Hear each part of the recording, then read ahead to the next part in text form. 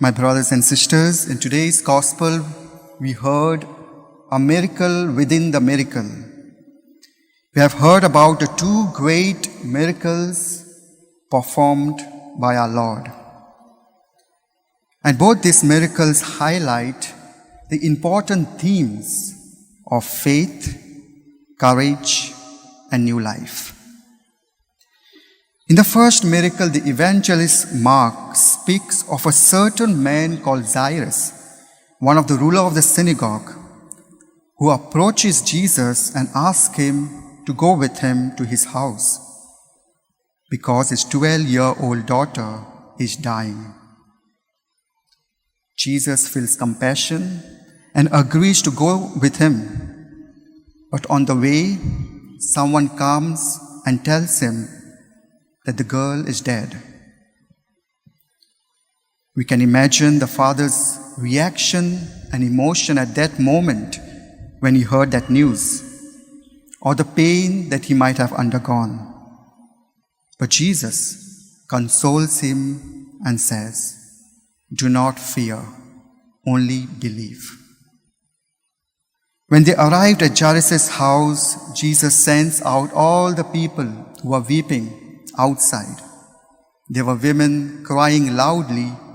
Jesus tells them, "Go outside." And he enters the room with the girl's parents and the 3 disciples. And speaking to the dead girl, he says, "Little girl, I say to you, rise up."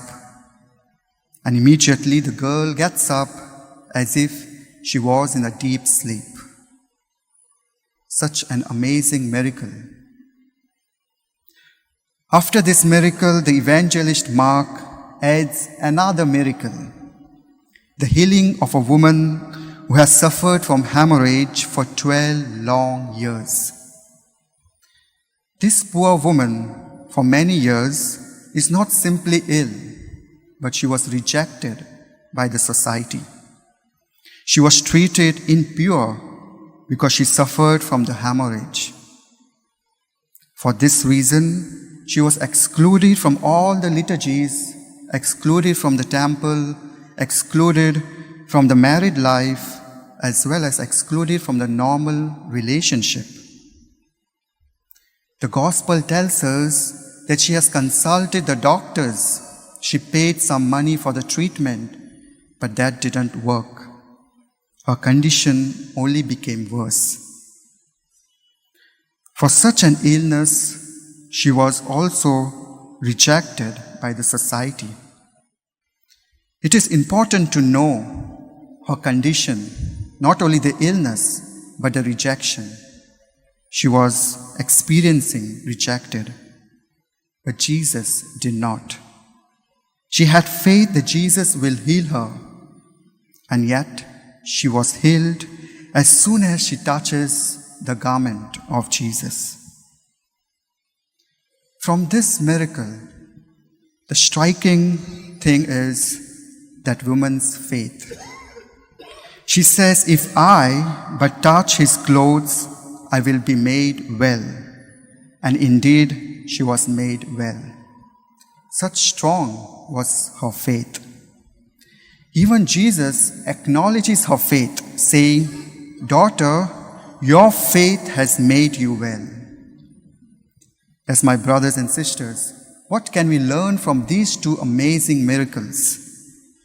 Both the miracles teaches us to believe, to have courage, and to have faith in Jesus.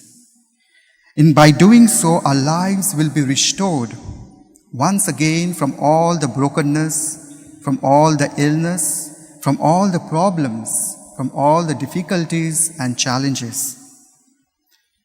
The protagonist of both the miracles, the little girl's father and the woman, are not the disciples of Jesus, but they are satisfied to their faith and had courage to approach Jesus.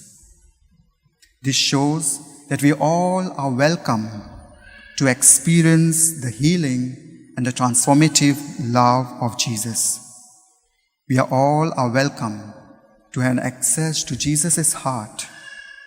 All we need to do to have courage, to feel in need of healing, and to entrust our life and ourselves to Him. Let us ask ourselves, do I need in my life Jesus' healing? It could be the physical healing or the spiritual healing. And if I need healing in my life, do I have a faith in Jesus? The two most requirements to restore our life from brokenness is faith and courage. Having faith in Jesus and courage to approach to Jesus. My friends, we need to acknowledge that all are sinners. Perhaps great sinners or the small sinners, but we all are sinners. And the Lord says us today, come my child, have courage, have faith. You are no longer rejected. I forgive you, I embrace you. We must have courage and faith to go to Jesus and ask forgiveness for our sins and move forward with hope and new life, just as the woman in the gospel. Once we approach to Jesus with courage and faith, Jesus will say to us, just as He said to the little girl, get up and arise. Arise, my child, from your life of sin and brokenness. Amen.